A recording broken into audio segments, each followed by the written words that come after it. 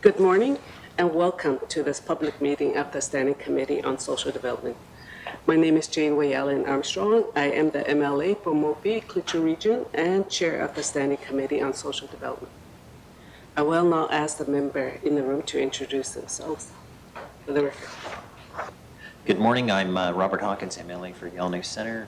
Here for the start of the meeting. I have another one to go to, but I'll certainly look forward to the beginning of it and what you have to offer. Thank you very much. My name is Karen Testa. I'm the member for Range Lake. Thank you for being here. Good morning. I'm George Nersu, Mackenzie Delta MLA. Thank you, members. Today we are joined by officials from the Department of Health and Social Services to receive a technical briefing on Mental Health Act. This committee is receiving this technical briefing as part of our statutory review of the Mental Health Act. Please note this meeting is being live streamed to the Assembly social media channels. I would like to remind all members and our witnesses to direct all questions and comments to myself as chair and to wait to be recognized before speaking to us to have a smooth meeting. I will now pass it over to our witness. Please introduce yourself and proceed with your presentation. Thank you.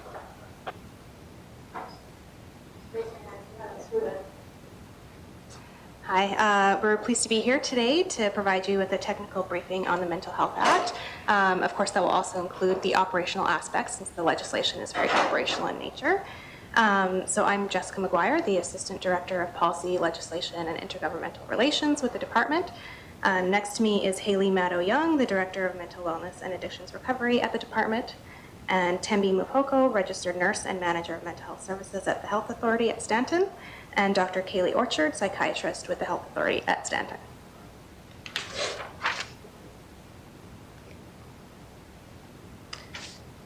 Okay, so this first slide just provides a brief overview of the different topics that we're going to be covering today.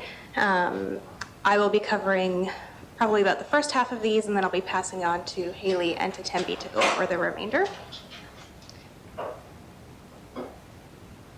So the Northwest Territories, like all other jurisdictions in Canada, has legislation that guides the treatment, care, and protection of individuals with acute and severe mental health needs. It is important to know that there are various types and levels of supports for people on the continuum of mental well-being and mental illness. The Mental Health Act is only one component of mental health supports for people with mental illness.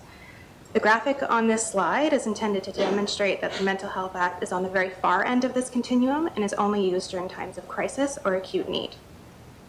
The Act and the supporting regulations provide guidance for people who require care and treatment, either voluntary or involuntary, for acute and severe mental health disorders. It sets out who can be admitted to hospital, when and how the person should be admitted, while making sure that the person's rights are protected to the greatest extent possible. This piece is essential, as you will see from the next slide. So in Canada, we have many protections from discrimination, including discrimination due to mental disability. The Canadian Charter of Rights and Freedoms sets out these protections and states that everyone has the right to life, liberty, and security of the person, and the right not to be deprived thereof, except in accordance with the principles of fundamental justice.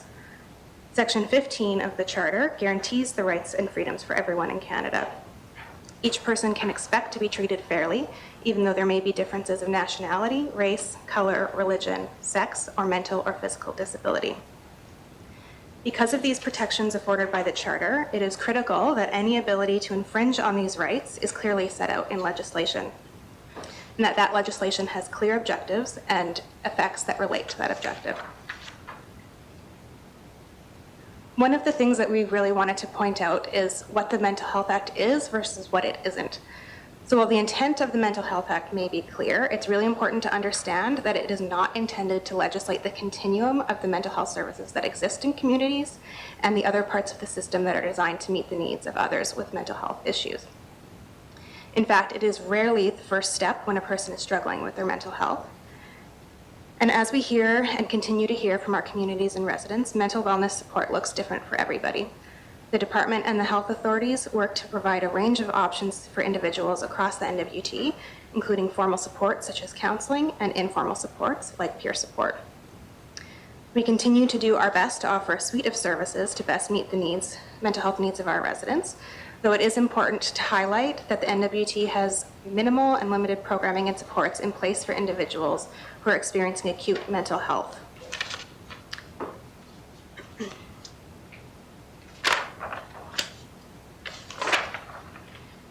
Especially outside of Yellowknife and outside of the context of the Mental Health Act. This is further exacerbated by other socioeconomic factors outside of the health and social services system, such as low and unstable income and access to housing, which further impacts our ability to provide wraparound supports to residents who interact with the Mental Health Act and other mental health supports so that they can live safely in community. Standing Committee was provided with an overview of mental health and wellness programs and supports available in the NWT. We won't be going into detail on those during this presentation, but we are happy to answer questions on those afterwards if you like. So the Mental Health Act has 6 different regulations that help support the implementation of the Act. This slide just provides a very brief outline on what is contained within each of those regulations. I won't go into any kind of detail on these, but this is here for your use afterwards. So the first thing that I wanted to touch on that is really important in looking at the Act is that the Act sets out principles that must be followed when administering the Act. So these include that there should be no unreasonable delay in making or carrying out decisions affecting a person under the Act, that decisions that affect a person under the Act should respect their cultural, linguistic, spiritual, or religious ties, that the least restrictive measures should be used when actions are taken or decisions are made about a person under the Act, taking into consideration the safety of that person and of other people. Also, that the importance of family and community involvement in the care and treatment of people suffering from mental disorders is to be recognized, that a person who is under the Act is entitled to make decisions on their own behalf to the extent that they have the capacity to do so. And last, but certainly not least, is that the privacy of people under the Act is to be respected.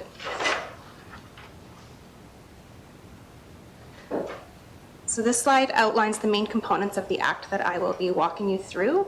The majority of these I will walk through, and then I'll hand it over to Haley to walk you through the review board, and then Tendi will walk through the following pieces.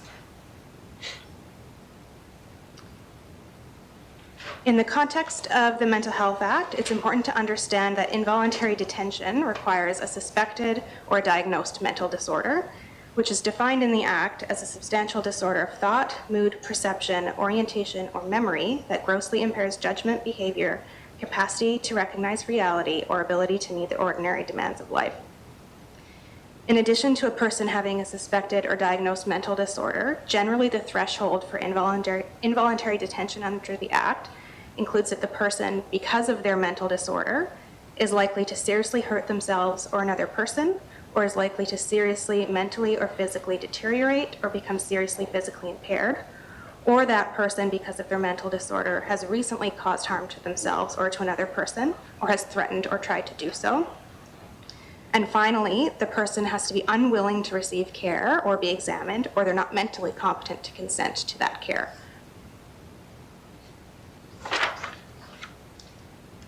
The Mental Health Act sets out facilities where individuals held under the Act can be examined and receive care and treatment and be admitted as an involuntary patient. These are referred to in the Act as designated facilities. We currently have 3 designated facilities in the NWT. There is one in Hay River at the Hay River Health Center, the Inuvik Regional Hospital, and then finally Stanton Territorial Hospital in Yellowknife. It's important to note that the vast majority of admissions do occur at Stanton, and this is because, of course, we know as being the territorial hospital, they have the most staff, they have the psychiatrists, and they have the best space to accommodate the needs of involuntary patients. But I do want to highlight that it's important that we have other designated facilities in regional centers to ensure that individuals held under the Act can be brought to a facility for examination and treatment as soon as possible. And where it's appropriate, they can be admitted there for care and treatment, or they can be transferred to Stanton if they have more complex care and treatment needs. The Act also speaks to directors of designated facilities. This is the person who is in charge of the administration and management of the facility, which would typically be the CEO or COO. And these directors have certain responsibilities under the Act. Primarily, it is to ensure that involuntary patients are informed of their rights as soon as possible after admission. They also authorize the transfers of patients between facilities within the NWT or into or outside of the NWT. And they're also responsible for maintaining a record of the diagnostic and treatment services provided to each person in their facility. So next I'm going to go over the different ways that individuals can enter the Mental Health Act, and I'll start with voluntary care. So although the intent of the Mental Health Act is largely to regulate the provision of involuntary mental health services due to the restrictions placed on individuals' rights, it also recognizes that voluntary admission is possible. The criteria for voluntary admission are listed here on this slide, and you'll see that they're very broad and they do not require the same level of serious risk or harm that involuntary admission requires. Essentially, anybody under the Act could be admitted as a voluntary patient as long as a medical practitioner has assessed their mental condition and they believe the person would benefit from in-person admission and treatment. This is to ensure that those struggling with their mental health can access inpatient care before they seriously deteriorate, as long as they're willing to do so. Well, of course, this is the ideal scenario. We all recognize that in many instances, individuals' mental disorders impact their ability to fully understand and appreciate their illness and the treatment options that are available to them. So this may lead them to refuse treatment or assessments from their care team. So in these kinds of cases, a person may be admitted as an involuntary patient if they meet the criteria set out in the Act. So the next entry points that I'll speak about are the entry points for involuntary care. There are 4 different entry points, and the first one that's listed here, health professional examination, is a step that's actually required for every single entry point for involuntary care. So I will be providing more detail on that.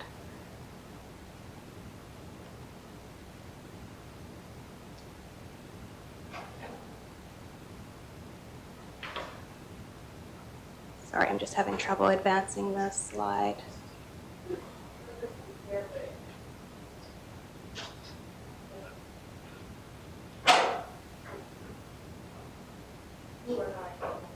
Okay, sure. Can you see the slide on your screen?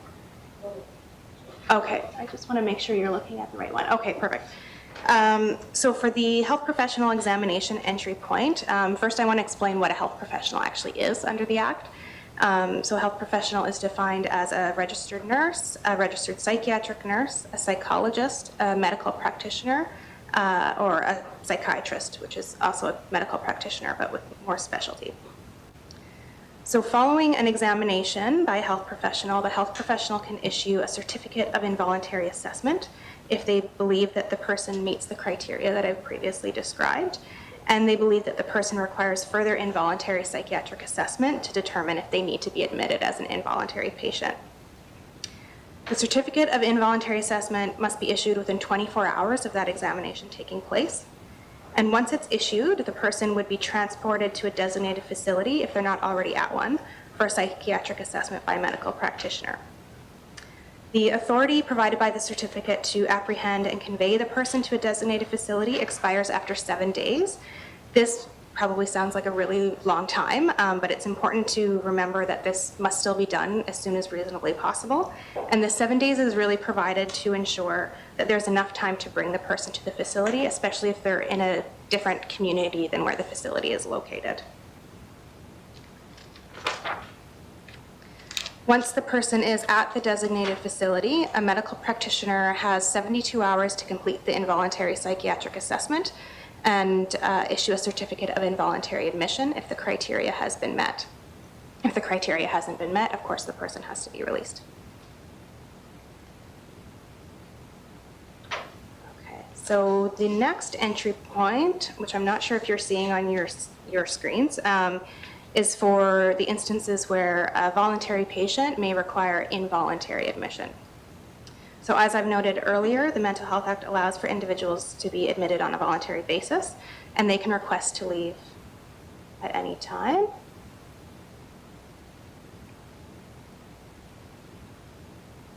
Sorry, I'm just going to try and get this to the right. There we go. So voluntary patients can request to leave at any time.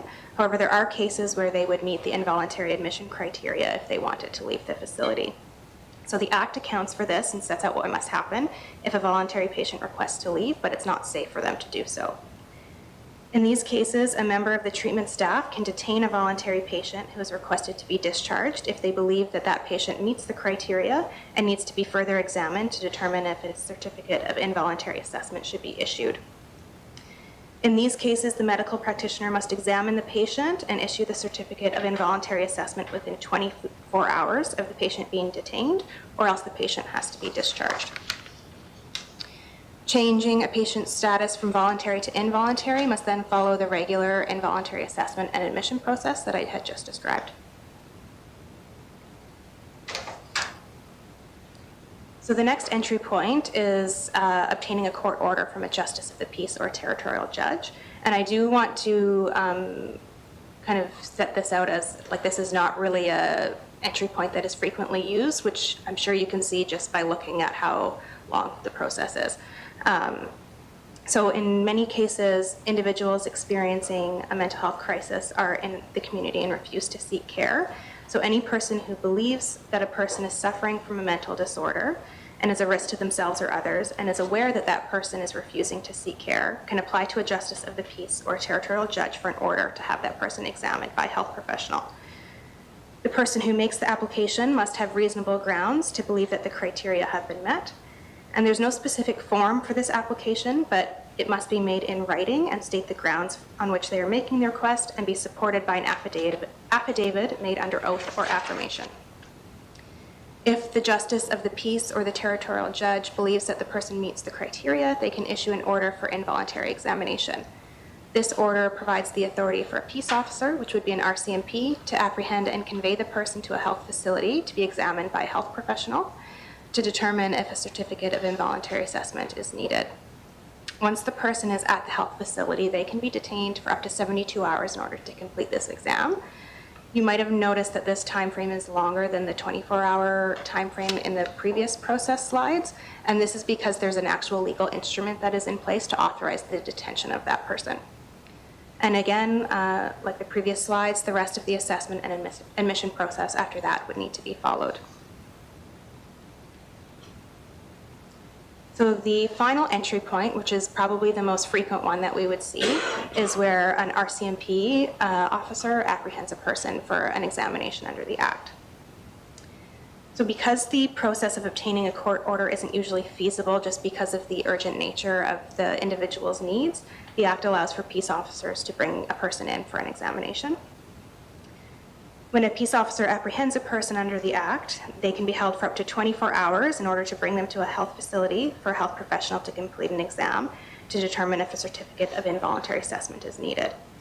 This time can be extended by an additional 72 hours if there are issues related to transporting the person to the facility. For example, if the person needs to be brought to a different community that provides time for them to get there. The RCMP officer has to remain with the person at all times until the facility accepts the person. If a certificate of involuntary assessment is not issued within this time frame, then the person has to be released. And again, like the previous slides, the rest of the assessment and admission process must be followed.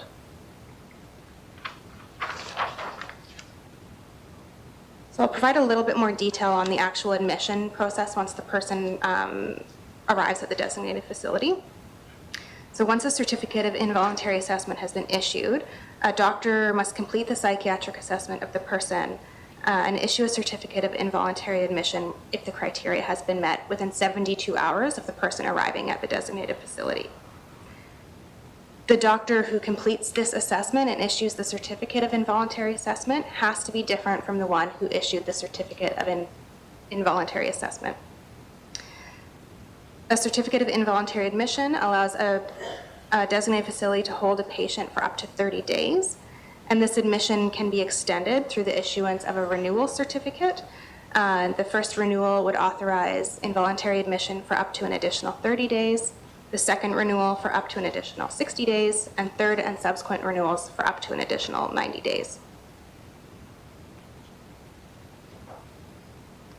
So as soon as possible after a patient has been admitted and then throughout the duration of their admission, their medical practitioner is required to assess the patient to determine if they have the mental capacity to make treatment decisions.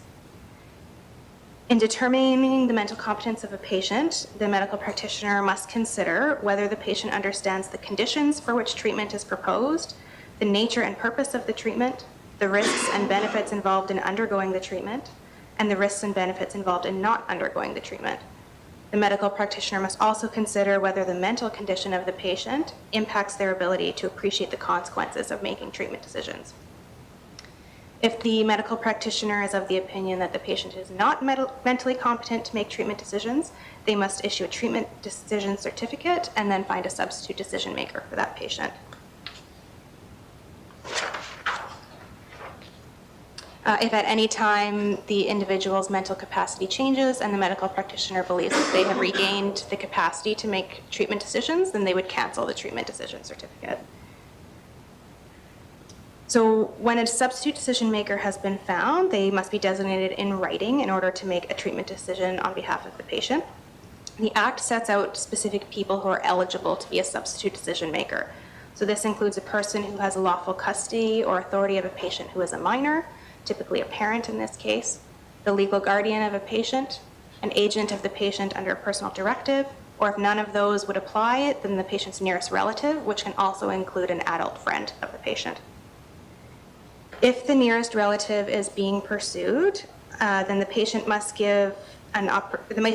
given an opportunity to choose their substitute decision maker if they have the capacity to take part in that decision.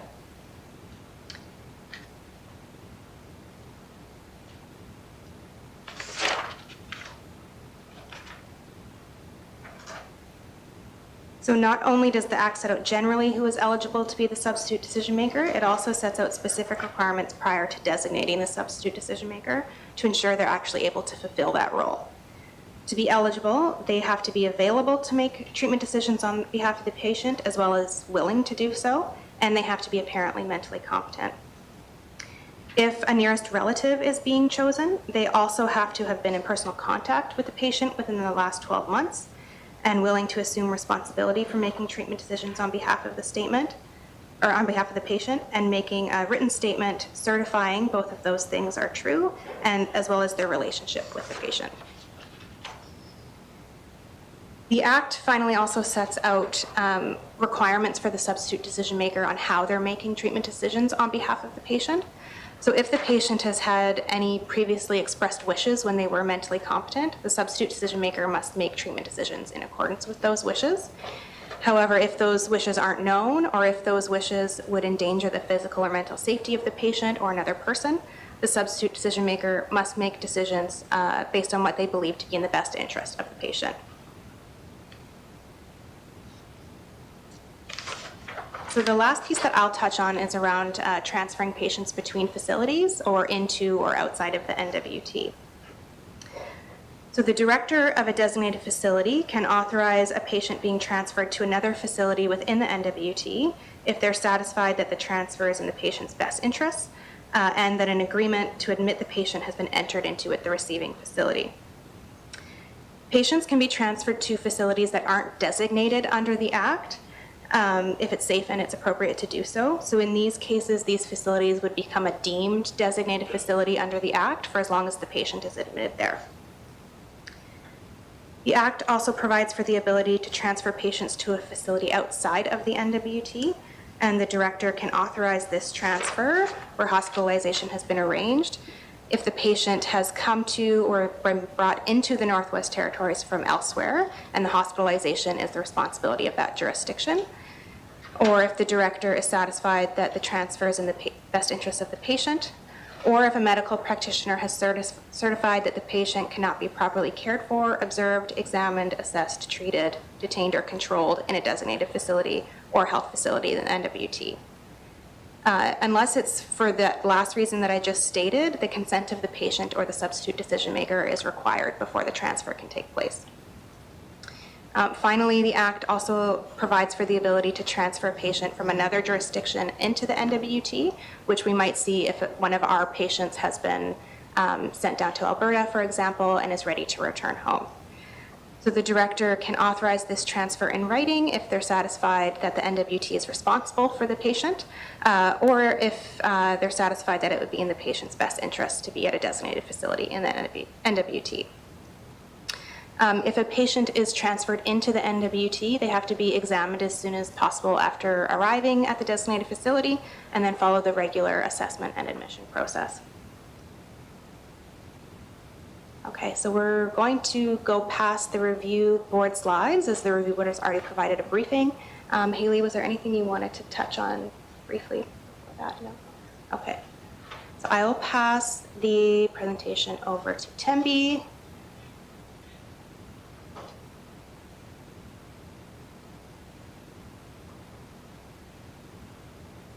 Thank you, Madam Chair. So I'm going to just continue with patients' rights. That's slide 28. So anyone detained under the Act must not be deprived of any right or privileges enjoyed by others related to the provision of mental health services. Anyone admitted to the hospital for any reason is afforded basic privileges such as fresh air breaks, and so this does not need to be legislated. I just want to take some time to just distinguish the difference between rights and privileges. A privilege is granted based on circumstances and may be limited if necessary. So a good example is if there's a potential risk for someone going out on a fresh air break, if necessary, that can be limited by maybe putting provisions such as having someone being escorted out or something like that. A right, on the other hand, is available without needing permission, but may also be limited under certain circumstances where there is a risk of harm in exercising that right. Healthcare providers have an obligation to make sure individuals are aware of and understand their rights while receiving care under the Act in multiple ways. All people are actually informed of their rights upon admission as soon as possible. That's something that is really prioritized. Rights are presented to the person detained in written or verbal form in a way that they can easily understand. For example, someone who is detained under the Mental Health Act is given a copy of their Mental Health Act Form 1, stating why they were detained and listing their rights.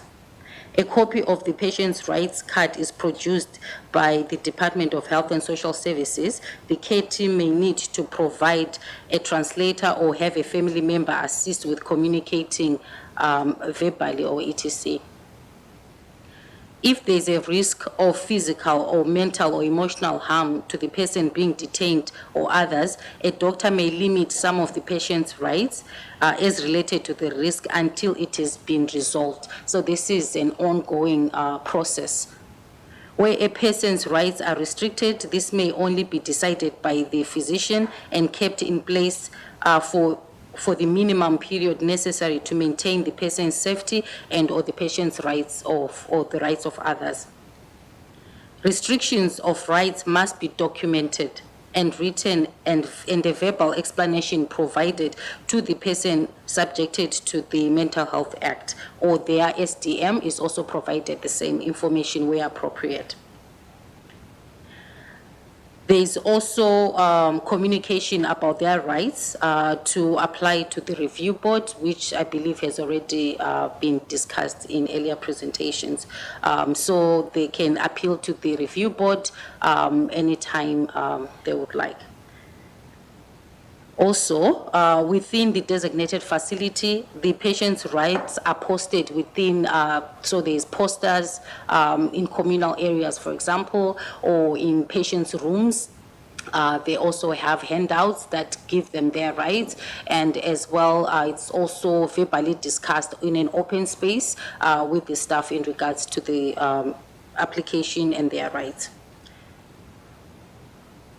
So as I said, it continues to be like an ongoing process.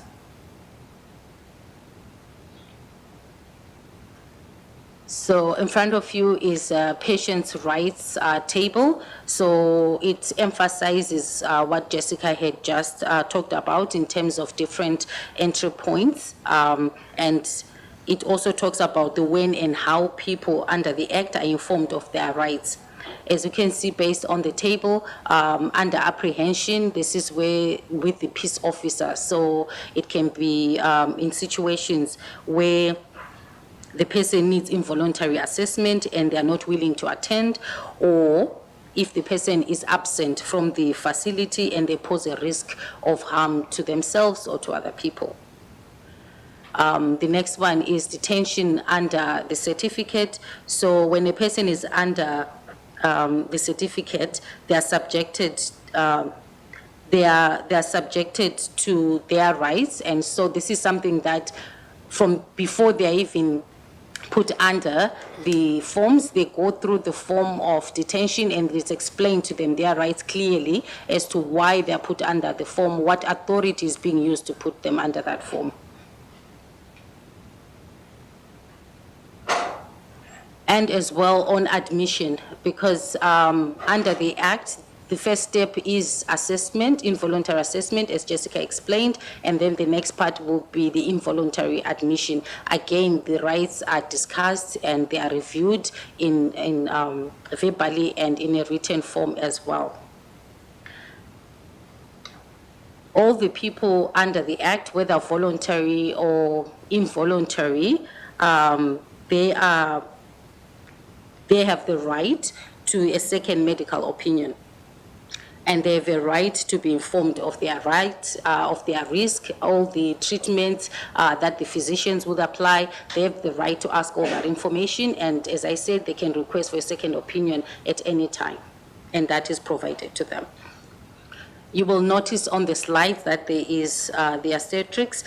The little stars there, they identify the rights that may be limited with the risk to safety to self or to others for further discussion.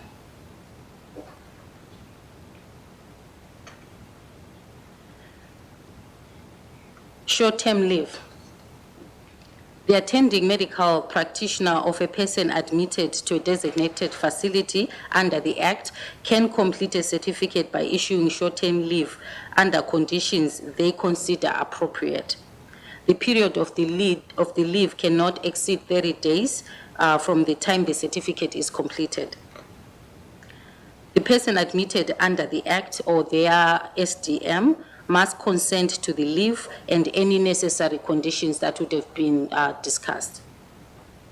Short-term leave has formal safeguards put in place as part of the care plan to ensure that if the patient's status changes during an outing, they are able to return to the facility to maintain safety.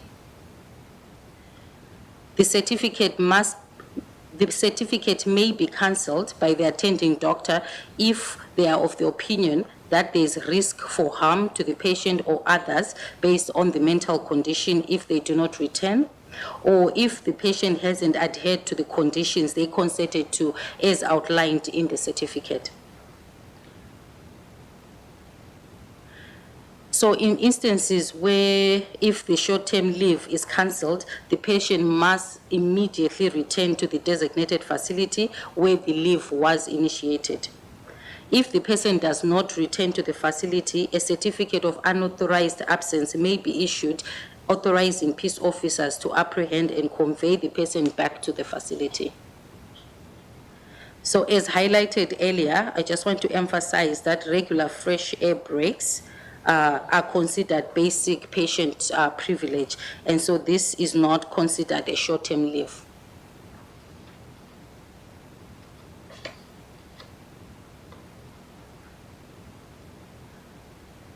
Assisted community treatments are a type of extended leave that allows an involuntary patient to live and receive treatment and supervision in the community for up to 6 months. It must be considered safe for both the patient and the public. And it often requires a comprehensive community treatment plan with the agreement from all parties to participate in the plan.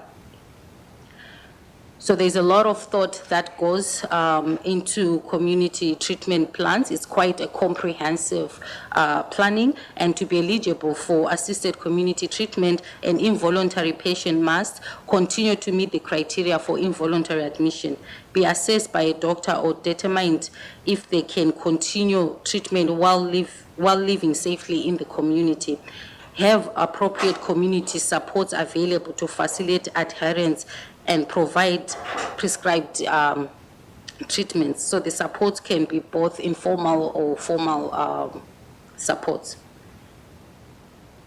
We also need consent by the patient or the SDM, and they must be willing to participate in the development of a comprehensive community treatment plan, which, as I said, includes various components and require a lot of other components such as income, housing, to be all put in place for the treatment plan to be successful.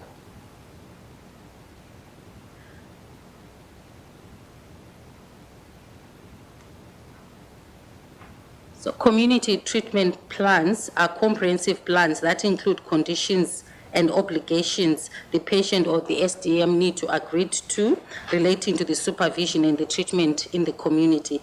It includes names of supports, health professionals, it can be family, it can be case workers, and we work really closely with NGOs to really try and make the individual successful in the community. And some of the plans include, as listed there, the administration of the treatment, the support services. We look at who's going to be doing the monitoring or even supervising the patient to ensure that they comply with the agreed treatment plan. A supervising medical practitioner is designated and is responsible for the overall supervision and management of the plan, including prescribing the timelines for assessment and the treatment in the community. Some of the responsibility I'll just highlight here include assessing adherence and effectiveness of the plan, and this is an ongoing process that the medical practitioner will do. Assessing if the patient continues to meet the involuntary admission criteria, making changes where appropriate, issuing certificates requiring the patient to attend involuntary psychiatric assessment if there's any change in their status, or at times to cancel the assisted community treatment if they are of the opinion that the patient's mental condition has changed and they are unable to live safely in the community.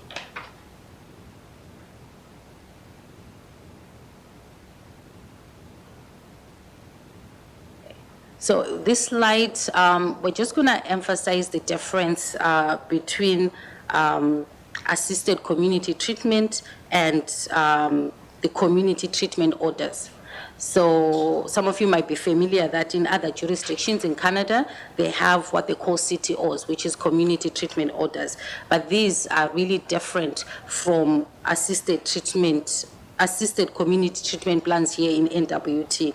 The CTOs do not require the patient's consent. They include an order for treatment and apply to the person who are not admitted under the Act. So this may be considered less restrictive than retaining involuntary admission status. Eligibility criteria typically includes multiple admissions or lengthy hospital stays over a certain period of time, or history of non-adherence to treatment, or suffering from negative effects of mental disorders. Now, how our ACT is different, also referred to as assisted community treatment, is that the patient continues to meet the criteria for involuntary admission. The patient is not discharged from the designated facility. So even if they're in the community, they still remain the responsibility of the designated facility. The patient and the SDM must consent to the conditions and the obligations outlined in the community treatment plan. Again, I also want to emphasize that the ACT is different from short-term leave, because the short-term leave is only limited to 30 days and there's no comprehensive treatment plan associated with it.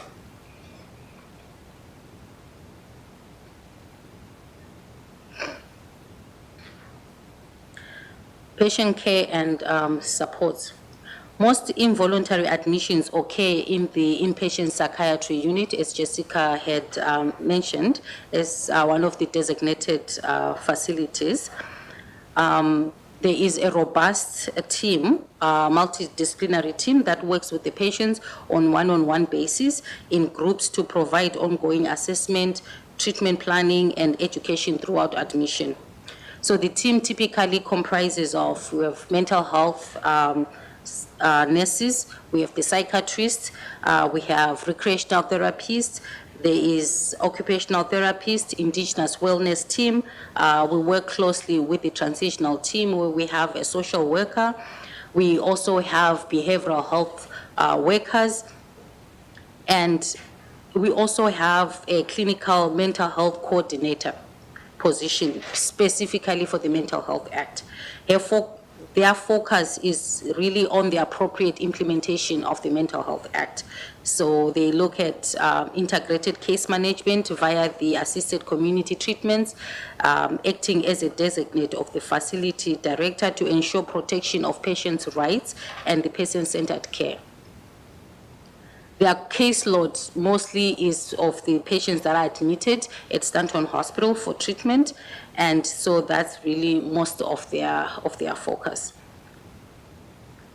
But ultimately, they are part of the transitional care planning team responsible for coordinating follow-up services in development of the community-based support plans prior to discharge of the patient, which is really best practice.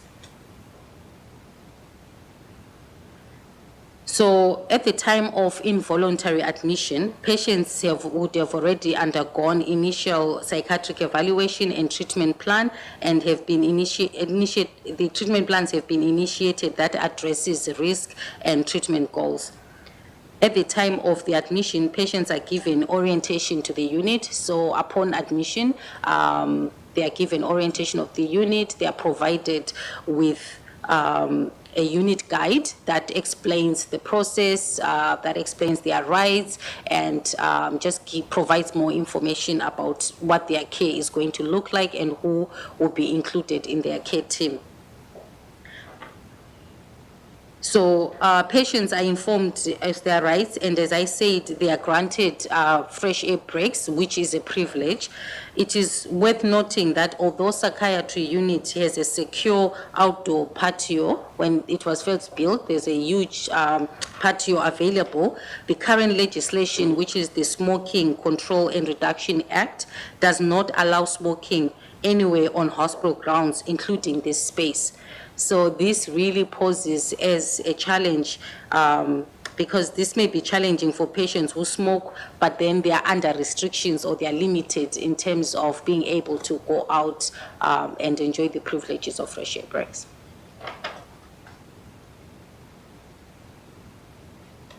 In addition, I just wanted to emphasize that a lot of care is taken in educating the patient, educating the family about the diagnosis or any treatment plans.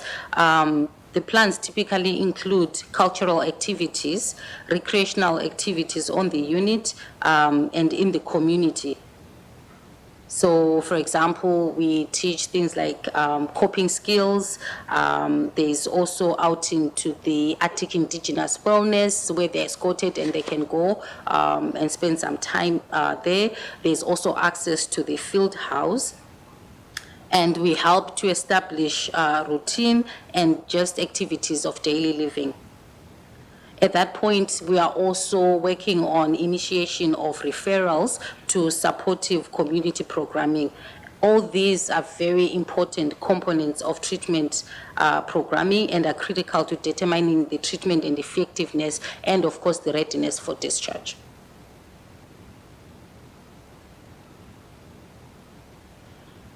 So there is multiple stakeholders that work within the Act. As you can see, the list is really not exhaustive. We have NGOs, we have the Justice Department, we have RCMP, the Emergency Department. So ongoing structured consultation with the stakeholders is essential to evaluate the legislative impact on service delivery. This includes persons with lived experience and those involved with operationalizing and supporting persons subject to the Mental Health Act. So when you look at this list, it really highlights and demonstrates the need for integrated services and collaboration across government and non-government services, not just HSS system. Without collaboration between service providers, barriers and gaps to accessing community mental health support will persist and will also contribute to readmissions rising because we're not working collaboratively. So we just wanted to emphasize the importance of that.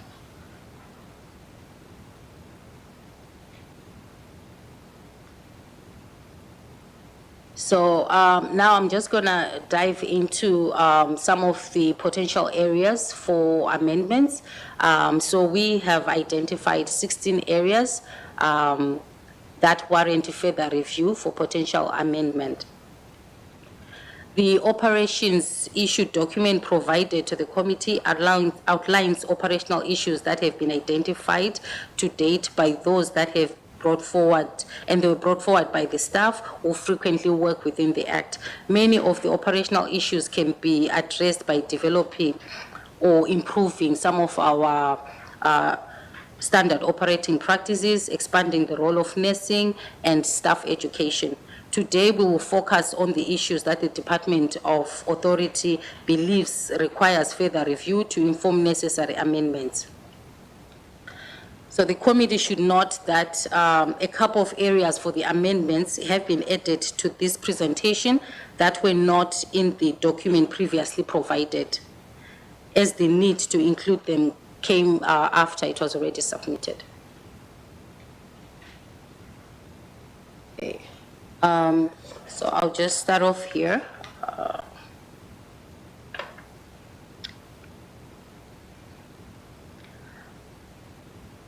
So I just wanted to address that. Addressing some of the challenges cannot be done through changes to the legislative framework alone or operational process alone. Supports and capacity, both human and financial, across the government is required. So I'll start off with the mental disorder definition. Definitions have been more recently updated in other jurisdictions. Review to consider what changes are required to the NWT Mental Health Act definition, and this will ensure that we are aligning with the best practice. The second amendment is the role of the director designated facility. Many of the director responsibilities are shared with others. However, the directors has a sole responsibility for several things, some of which can be delegated in writing. This leads to confusion on how and which roles can be delegated. And it creates a lot of administrative burden to the system. So review responsibilities with consideration to reduce administrative burden. Consider removing provisions that outline multiple delegation processes. Consider adding provisions for what responsibilities cannot be delegated, if any, instead. The third point is the list of designated facilities. As Jessica had mentioned, there's 3 designated facilities, which includes Inuvik and Hay River. These 2 facilities often experience fluctuating capacity to accept involuntary patients under the Mental Health Act. Status as designated facilities should be reviewed.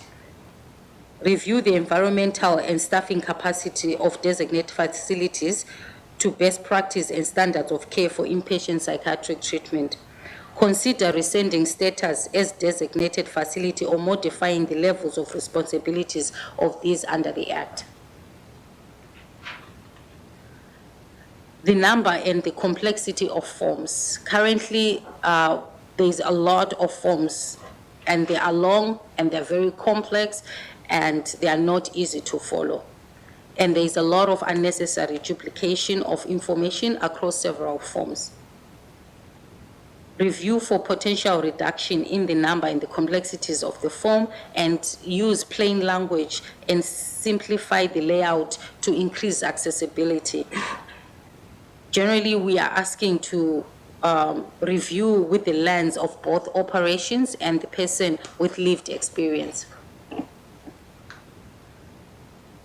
List of health professionals. I believe this was touched on with the Mental Health Review Board.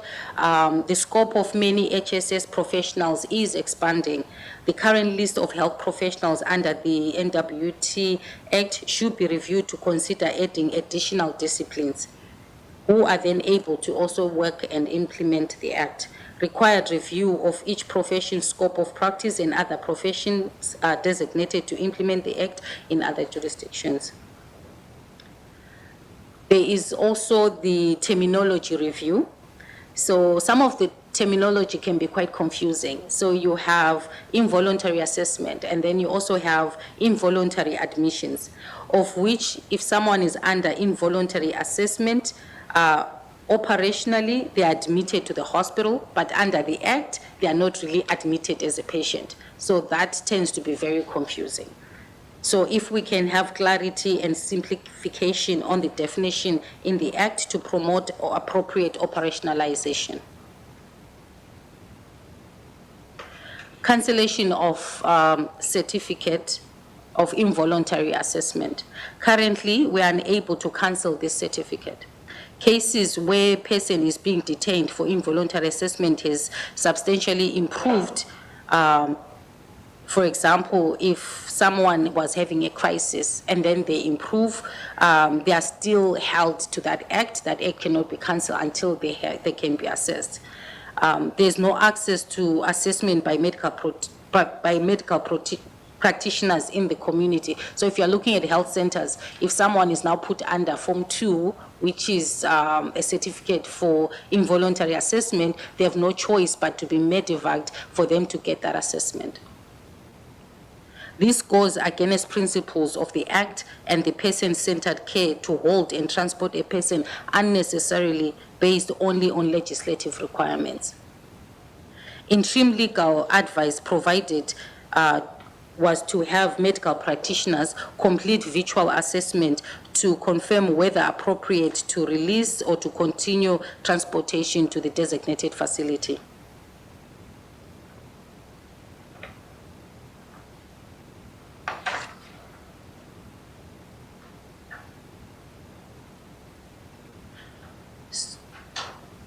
So cities versus CTOs, consideration should be given to revising our ACT provisions to better align with the community treatment orders in other jurisdictions. Consider removing the eligibility requirement for the person to meet criteria for involuntary admission and remain involuntary patient of the designated facility. This should include consideration of services and supports currently available in NWT and how community treatment can be established. So to promote recovery of patients in a more remote communities, and this would also allow increased use of assisted community treatment orders. The next one is allow SDM to provide verbal consent. So most of the time, the SDM often reside outside of Yellowknife, where most involuntary patients are admitted.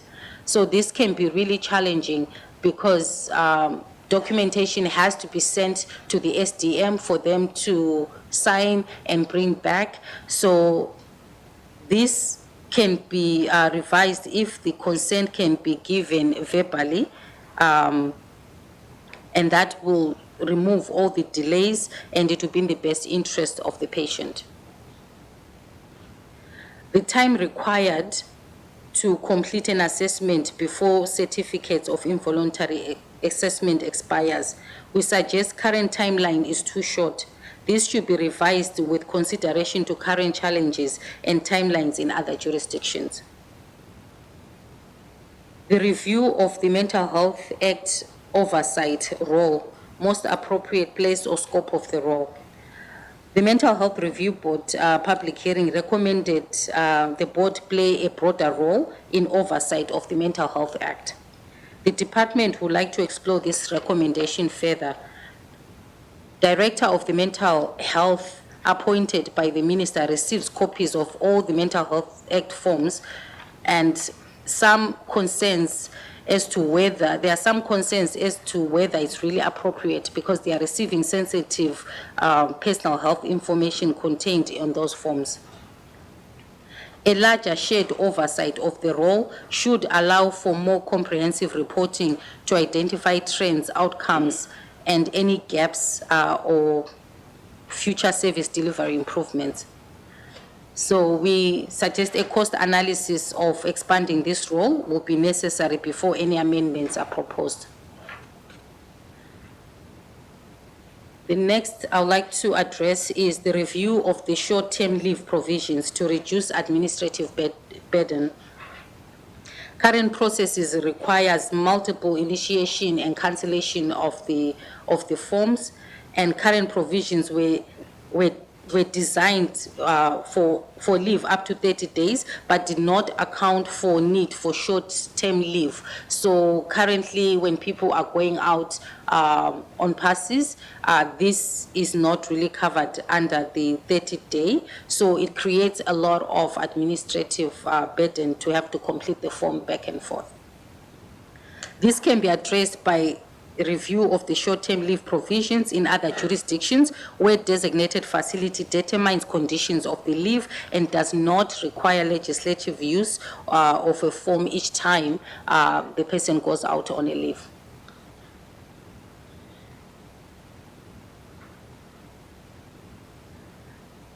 The next amendment is to remove ability to apply to the Mental Review Board for certificate of involuntary assessment. So application to the Mental Health Review Board can currently be made for any certificate. So initial application, when the person is under involuntary assessment, does not automatically review the certificate of involuntary admissions. So what tends to happen is the involuntary assessment is only valid for 72 hours. So if they apply, it might take a long time before they can even be heard.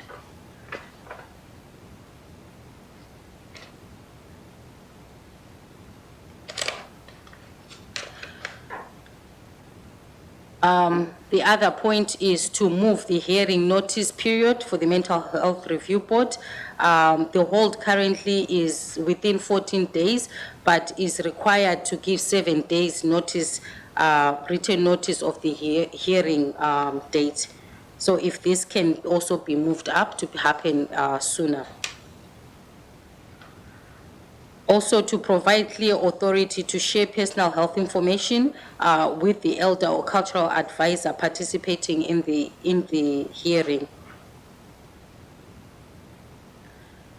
So there is, we require further review and inclusion of the disclosure provision outlining specific information to be disclosed and consent of the client or SDM required for same.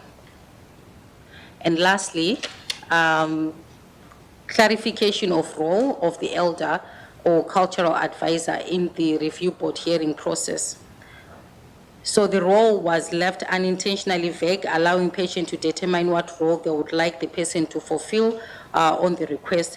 Could this be addressed by expanding section 68.1 in the Mental Health Act to clarify the elder or cultural advisor's role and be engaged to extent required by the patient.